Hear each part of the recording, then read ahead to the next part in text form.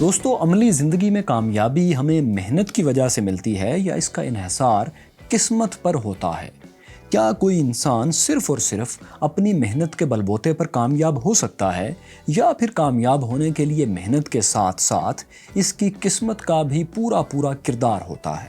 اور کیا کوئی انسان صرف اپنی اچھی قسمت کی وجہ سے زندگی کی دوڑ میں ایسے انسانوں سے آگے نکل سکتا ہے جنہوں نے اس سے کہیں زیادہ محنت کی ہو؟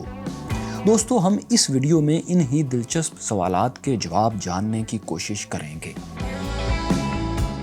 دوستو، ہم پہلے یہ واضح کرتے چلیں کہ کامیابی سے یہاں ہماری مراد کسی بھی انسان کی عملی، پیشہ ورانہ یا معاشی زندگی میں کامیابی ہے۔ یہاں پر ہم مذہبی یا روحانی کامیابی کا ذکر ہرگز نہیں کر رہے، اور قسمت سے ہماری مراد یہاں وہ تمام حالات و واقعات ہیں جو کسی بھی انسان کے اپنے دائرہ اختیار میں نہیں ہیں۔ دوستو، یہ ایک پیچیدہ اور کثیر الجہت ملٹی ڈائمینشنل موضوع ہے، لیکن ہم اس کو آسان اور عام فہم انداز میں بیان کرنے کی کوشش کریں گے آپ کے لیے۔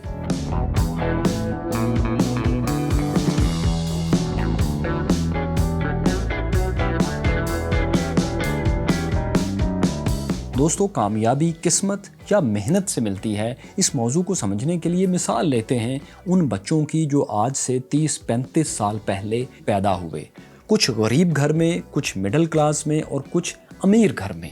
اب ان تینوں بچوں کی الگ الگ مثال لیتے ہیں۔ سب سے پہلے دیکھتے ہیں کہ پیدائش اور بچپن کے حالات میں ان تینوں کلاسز کا فرق کیا تھا۔ اب پیدا ہونے سے پہلے ہی جو غریب بچہ تھا، جو غریب گھر میں پیدا ہوا، اس کی ماں کو اچھی خوراک میسر نہیں تھی، صحت کے مسائل سے اس کی آگاہی بھی کم تھی، اور اس سے نابرد آزما ہونے کے وسائل بھی اسے میسر نہیں تھے، جبکہ بعض غریب ماؤں کو تو دوران حمل محنت مزدوری بھی لازمی کرنا پڑتی ہوگی۔ اس کے مقابلے میں مڈل کلاس یا لوئر مڈل کلاس میں 30-35 سال پہلے جو بچہ پیدا ہوا یا بچے پیدا ہوئے، ان کی ماؤں کو غریب ماں کی نسبت کچھ بہتر خوراک میسر تھی، صحت کے مسائل سے بھی اسے کچھ آگاہی تھی، اور درمیانے درجے کی طبی سہولت تک رسائی بھی اس کی تھی۔ اب ان دونوں غریب اور مڈل کلاس کے بعد امیر بچوں کی ماؤں کو دیکھیں تو ان کو بہترین خوراک میسر تھی، حمل کے آغاز سے ہی بہترین معالجین کی، ڈاکٹرز کی سہولیات بھی دستیاب تھیں، کھانے پینے سے لے کر چلنے پھرنے تک ہر چیز معالجین، ڈاکٹرز کے مشوروں کے مطابق مکمل ہو رہی تھی، اور وہ اس کی استطاعت بھی رکھتے تھے۔ یعنی غریب مڈل کلاس اور امیر طبقے کا فرق پیدائش کے وقت سے بھی پہلے سے بہت بڑا فرق بن کر سامنے کھڑا تھا۔ اب ہم ان تینوں کیٹیگریز کے بچوں کے بچپن کے حالات کا موازنہ کر لیتے ہیں، یعنی پیدائش سے پہلے کا معاملہ ہم نے دیکھا، پیدائش کے بعد کا معاملہ دیکھتے ہیں۔ اب غریب گھر میں جو بچہ پیدا ہوا، اس کو غیر معیاری اور ناکافی خوراک ملی، اس کی جسمانی صحت اور ذہنی نشوونما بھی ظاہر ہے بہتر نہیں ہو سکی، جبکہ مڈل کلاس یا لوئر مڈل کلاس بچوں کو ان کے بچپن میں کم از کم غریب سے بہتر خوراک میسر تھی، جسمانی اور ذہنی نشوونما بھی مناسب تھی، اور غریب بچوں کی نسبت یہ کچھ بہتر پل رہا تھا۔ ان دونوں کے مقابلے میں امیر بچوں کا بچپن تو بہت بہتر تھا، انہیں خوراک بھی وافر اور اچھی میسر تھی، دیکھ بھال بھی کافی تھی، جسمانی اور ذہنی نشوونما اسی وجہ سے خوب رہی، یعنی ان کا بچپن غریب اور مڈل کلاس دونوں سے بہت بہتر تھا۔ اب آگے بڑھتے ہیں اور ان تینوں طبقوں میں تعلیم کا فرق دیکھتے ہیں۔ تو غریب بچوں کو اول تو یہ سہولیات تعلیم کی، اعلیٰ تعلیم کی میسر ہی نہیں تھیں، اگر تھیں بھی تو اس میں اساتذہ اور دیگر سہولیات یا دونوں نہیں تھے، اگر اساتذہ تھے بھی تو صحیح پڑھانے والے نہیں تھے، قابل نہیں تھے، والدین بچوں کو تعلیم دلوانے کے قابل نہیں تھے، یا قائل ہی نہیں تھے، یا اس کی استطاعت ہی نہیں رکھتے تھے۔ جو غریب بچے تعلیم حاصل کر بھی رہے ہوتے ہیں، ان کے بھی گھر میں پڑھائی کا ماحول کم ہی ہوتا ہے۔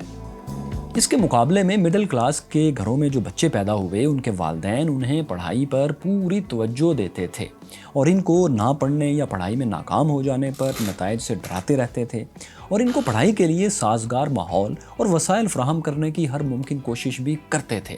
اس کے لیے خواہ ان کو قربانیاں بھی دینا پڑیں، وہ دیتے تھے۔ اب امیر گھروں میں جو بچے پیدا ہوئے، ان کے لیے پڑھائی کی اعلیٰ ترین سہولیات میسر تھیں، بلکہ وہ بیرون ملک جا کر یا اپنے ملک میں ہی غیر ملکی لیول کی تعلیم، اعلیٰ ممالک کے لیول کی تعلیم حاصل کر رہے ہوتے تھے۔ अब दोस्तों अमली ज़िंदगी में इन तीनों कैटेगरीज़ का, तीनों क्लासेस के बच्चों का फ़र्क देखते हैं जो 30-35 साल पहले पैदा हुए थे। दोस्तों इन सब महरूमियों को लेकर गरीब बच्चा जब अमली ज़िंदगी में आता है या ये बच्चे अमली ज़िंदगी में आते हैं तो जाहिर है मिडिल क्लास और अपर मिडिल क्लास के बच्चों से पीछे रह जाते हैं और मजदूरी जैसे काम करते हैं। इनकी आमदनियां तकरीबन इतनी ही रह जाती हैं जितनी इनके वालिदैन की हुआ करती थीं। मिडिल क्लास बच्चे अमली ज़िंदगी में आकर छोटी या बड़ी मुलाजमतें करते हैं और बॉसेस से डरते रहते हैं और इनको खुश रखने की हर मुमकिन कोशिश करते रहते हैं। इनकी आमदनियां, इनकी सैलरीज भी आम तौर पर अपने वालिदैन से बेहतर हो जाती हैं। छोटा मोटा घर और गाड़ी भी ये कुछ अरसे बाद ले ही लेते हैं। मिडिल क्लास के बच्चे इस जगह पर पहुंचकर इसी को अपनी कामयाबी समझते हैं और ये भी समझते हैं कि ये इनकी मेहनत और मनसूबाबंदी का नतीजा है। अपनी इस कामयाबी में किस्मत के किरदार को आम तौर पर ये लोग तस्लीम नहीं करते। ये लोग मुआशरे में मौजूद गरीब और नादार लोगों की नाकामी का जिम्मेदार भी खुद उनको ही समझते हैं और इनकी जहालत और लाइल्मी को इसका बायस करार देते हैं। ऐसा कुछ सर्वेज में देखा गया है। इन दोनों के मुकाबले में अमीर बच्चों के लिए नौकरी और कारोबार दोनों ही मसला नहीं होते। कहीं ताल्लुकात काम आते हैं तो कहीं पैसा। ये इक्वलिटी के मुतल्लिक ब्लॉग्स लिखते हैं, वीडियोस बनाते हैं, सेमिनार्स अटेंड करते हैं और NGOs बनाते हैं। घूमते फिरते हैं, रिपोर्टें लिखते और मज़े से ज़िंदगी गुजारते हैं। दोस्तों इन सब हक़ाइक़ को मद्देनज़र रखें तो इस बात के बहुत वाज़े इम्कानात हैं कि जो इंसान जिस क्लास में पैदा हो गया वो अपनी सारी ज़िंदगी इसी क्लास में गुजारेगा। इस बात के इम्कानात बहुत कम होते हैं कि कोई इंसान जिस क्लास में पैदा हो उससे ऊपर वाली क्लास में चला जाए, यानी गरीब बंदे के मिडिल क्लास या अपर क्लास में जाने के इम्कानात बहुत कम रह जाते हैं और इसी तरह इंतहाई अमीर इंसान के भी मिडिल क्लास या गरीब क्लास में आने के इम्कानात अमूमन कम ही होते हैं। यानी जैसे गरीब आदमी के अपने से ऊपर वाली क्लास में जाने के लिए बहुत सी मुआशरती रुकावटें हैं, वहीं अमीर आदमी को भी नीचे वाली क्लास में गिरने से बचाने के लिए बहुत सी स्पोर्ट्स और इमदादें और वसाइल मुहैया होते हैं। इन तीनों अमीर, मिडल और गरीब क्लासेस को हम ज़िंदगी के मकान की 3 मंजिलों से भी तशबीह दे सकते हैं, जिसकी ऊपर वाली क्लास में अमीर, दरमियान वाली मंजिल पर मिडिल क्लास और नीचे वाली मंजिल पर गरीब लोग रहते हैं। कोई इंसान अपनी ज़िंदगी किस मंजिल पर या किस क्लास में गुजारेगा, इसका करीब करीब मुकम्मल इन्हिसार इस बात पर है कि वो पैदा किस मंजिल पर हुआ। और जाहिर है पैदाइश के मुकाम पर इंसान का अपना तो कोई इख्तियार नहीं होता ना। आज अगर कोई इंसान इस बात पर फ़ख्र करता है कि उसने ज़िंदगी में मेहनत की, तालीम हासिल की और अब एक अच्छी ज़िंदगी गुजार रहा है और वो इसको अपनी ज़ाती काविश और जद्दोजहद के मरहून मिन्नत समझता है, तो वो इस बात को बिल्कुल नज़रअंदाज कर रहा है कि वो पैदा ही ऐसे वालिदैन के यहाँ हुआ था जो इसे स्कूल भेजने के काबिल भी थे और इसकी इस्तिताअत भी रखते थे और इसके कायल भी थे। और वो ये बात भी भूल जाता है कि उसके वालिदैन उस क्लास में से नहीं थे जिन्हें अपने बच्चों को किसी घर में साल भर मुलाजमत के लिए छोड़ना पड़ता है और बदले में सिर्फ 20-25 हज़ार रुपये मिलते हैं। दोस्तों इसका मतलब ये हरगिज़ नहीं कि मेहनत और मनसूबाबंदी से इंसान को फ़ायदा नहीं होता या ये बेकार चीज़ें हैं। यकीनन इनका फ़ायदा है, लेकिन ये चीज़ें आपको एक ही क्लास या मंजिल पर रहते हुए फ़ायदा दे सकती हैं। यानी सिर्फ मनसूबाबंदी और मेहनत की वजह से किसी इंसान के लोअर से अपर क्लास में आ जाने के इम्कानात इंतहाई कम हैं। मसलन एक मज़दूर की मिसाल लेते हैं जो कि बाकी मज़दूरों से ज़्यादा मेहनत करता है, ईमानदार भी है और पैसे भी बचा कर रखता है। वो फजूल खर्ची भी नहीं करता, तो क्या फिर भी वो अपने इस नुकसान की तलाफ़ी कर सकता है कि वो एक अमीर घराने में नहीं बल्कि एक मज़दूर के गरीब घर में पैदा हुआ था? क्या वो इंजीनियर्स या डॉक्टर्स या कॉन्ट्रैक्टर्स या बिल्डर्स की कैटेगरीज में शामिल हो सकता है? नहीं, वो सिर्फ अपनी ही क्लास में बाकी मज़दूरों से थोड़ी सी बेहतर ज़िंदगी गुजार लेगा, लेकिन मज़दूर से ऊपर वाली क्लास में जाने के उसके इम्कानात बहुत ही कम हैं। इस मेहनती और ईमानदार मज़दूर की ज़िंदगी की आयरनी, एक बदकिस्मती ये भी है कि ये किसी मामूली से हादसे की वजह से अपनी इस क्लास में और भी नीचे जा सकता है। हो सकता है इसकी 2 या 3 ऐसी बहनें हों जिनकी इसने खुद शादी करना हो, या इसके कोई ऐसे बच्चे हों जो माजूर हों और उनके इलाज मुआलजे में बहुत सा पैसा लगता हो। तो बावजूद मेहनत और मनसूबाबंदी के इन बेहतरीन असूलों पर अमल करने के वो फिर भी हार जाएगा और अपनी ही क्लास में बिल्कुल निचले लेवल पर चला जाएगा। दोस्तों तो इस मसले का हल क्या है? کہ معاشرے کے بہت سے افراد جو ایسے حالات میں پیدا ہوتے ہیں جہاں اچھی خوراک اور تعلیم جیسی بنیادی سہولتیں نہیں، ان کو اس قابل کیسے بنایا جائے کہ وہ بھی سب سے نیچے والی کلاس میں سے اوپر کی کلاسز میں آ سکیں؟ کیا ہم ان کو اپنے حالات کا ذمہ دار ٹھہرا سکتے ہیں؟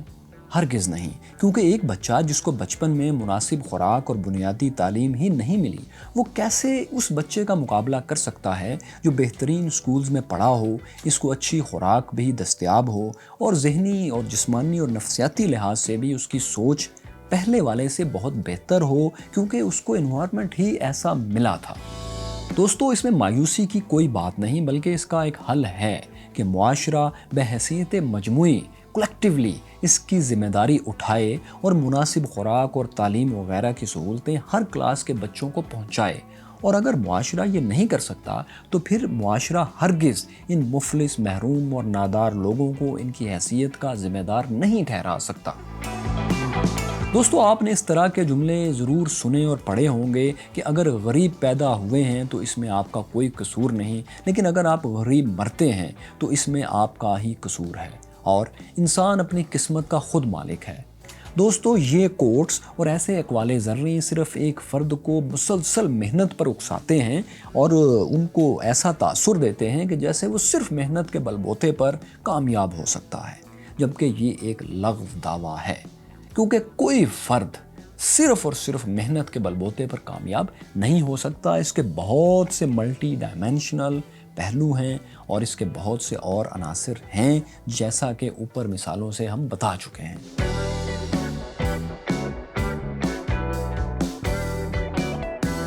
بالکل الگ الگ حالات اور کلاسز میں پیدا ہونے کی خوش قسمتی اور بدقسمتی کے معاملے کا ذکر تو ہم نے کر لیا، اور یہ بھی تجویز کر دیا کہ اس فرق کو معاشرہ اجتماعی طور پر کیسے دور کر سکتا ہے۔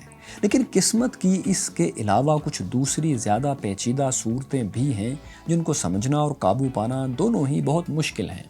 قسمت کی ایک زیادہ پیچیدہ شکل وہ ہے جو ایک جیسے حالات یا کلاس میں پیدا ہونے والوں کے درمیان بھی فرق ڈال دیتی ہے۔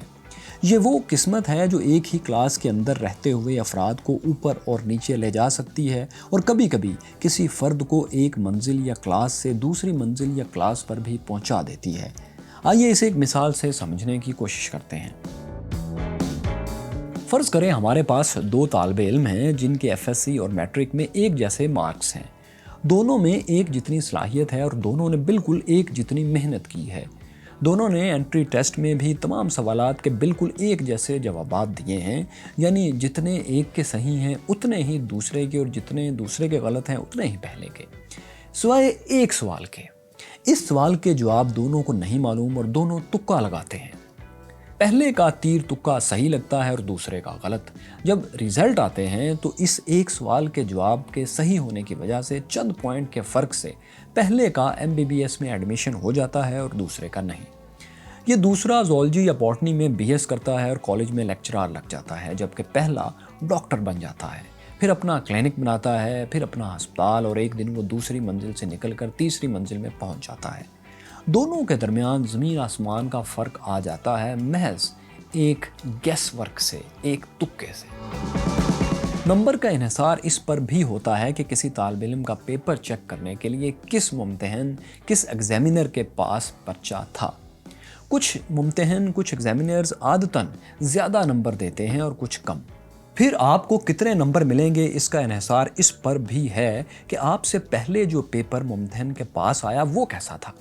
اگر وہ برا پیپر تھا تو آپ کے چند نمبر بڑھ جانے کا امکان ہے، اور اچھا تھا تو چند نمبر کم ہو جانے کا امکان بھی ہے۔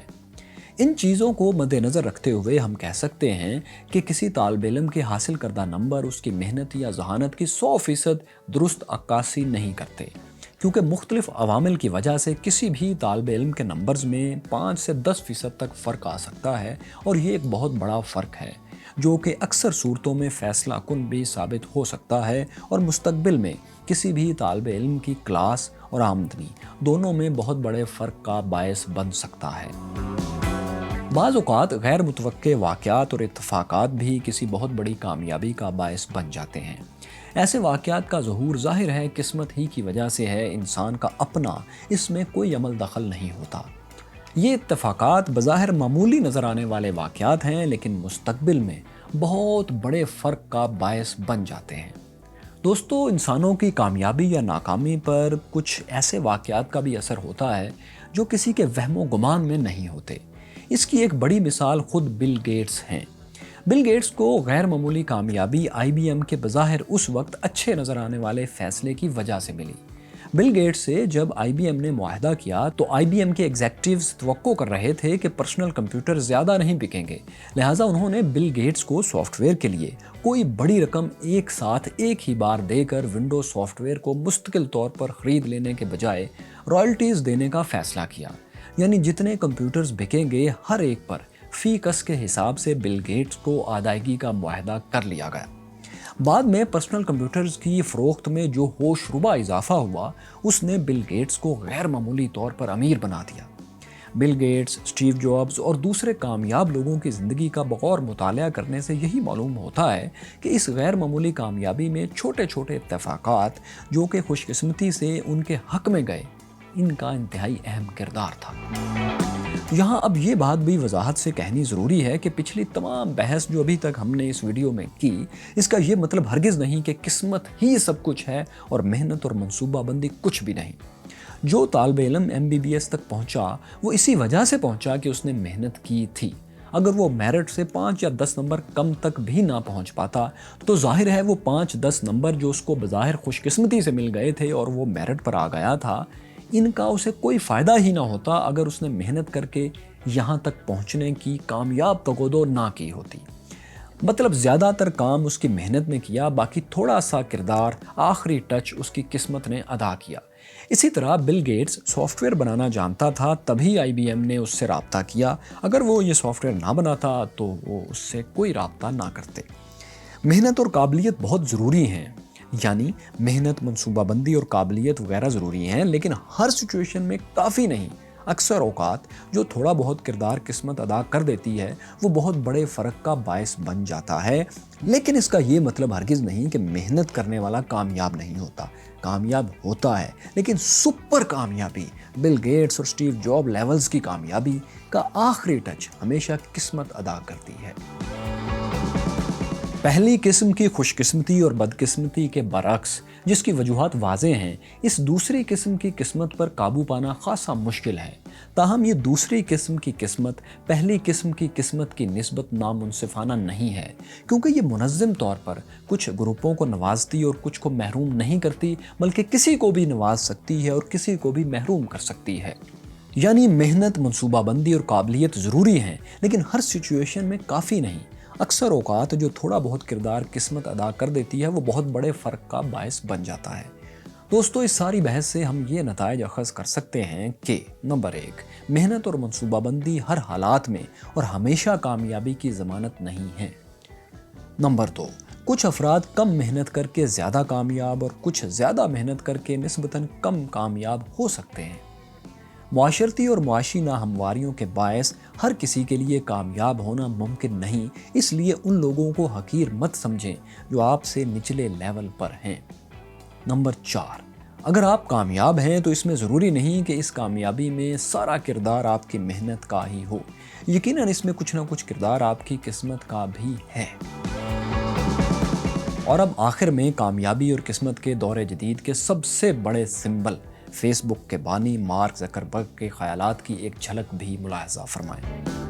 وہ کہتا ہے، دیکھیے میں بہت سے لوگوں کو جانتا ہوں، ان میں سے ایک بھی ایسا نہیں جس نے اس وجہ سے کاروبار نہ شروع کیا ہو کہ اسے ڈر تھا کہ وہ مناسب پیسے نہیں کما سکے گا، لیکن میں ایسے بے شمار لوگوں کو جانتا ہوں جنہیں اپنے خوابوں کو تعبیر دینے کی کوشش کرنے کا موقع ہی نہیں ملا، کیونکہ ان کے پاس کچھ ایسا نہیں تھا جو ناکام ہو جانے کی صورت میں انہیں سہارا دے سکے۔ ہم سب جانتے ہیں کہ ہم کامیاب صرف اچھے آئیڈیاز اور محنت کی وجہ سے نہیں ہوتے، بلکہ اس کے لیے خوش قسمتی کی بھی ضرورت ہوتی ہے۔ اگر مجھے بھی لڑکپن میں کوڈنگ سیکھنے کے بجائے اپنے خاندان کی کفالت کرنی پڑ رہی ہوتی، اگر مجھے یہ تسلی نہ ہوتی کہ فیس بک نہ بھی چلی تو میں کچھ اور کر لوں گا، تو میں بھی آج یہاں کھڑا نہ ہوتا۔ اگر دیانتداری سے بات کریں تو ہم سب کو ہی معلوم ہے کہ زندگی میں یہاں تک پہنچنے تک خوش قسمتی نے ہماری کتنی بڑی مدد کی ہے۔ دوستو، قسمت اور محنت ایسا ٹاپک ہے جس پر آپ بھی اپنے الگ سے خیالات ضرور رکھتے ہوں گے، ہم سے کامنٹس میں وہ خیالات ضرور شیئر کریں۔ شکریہ۔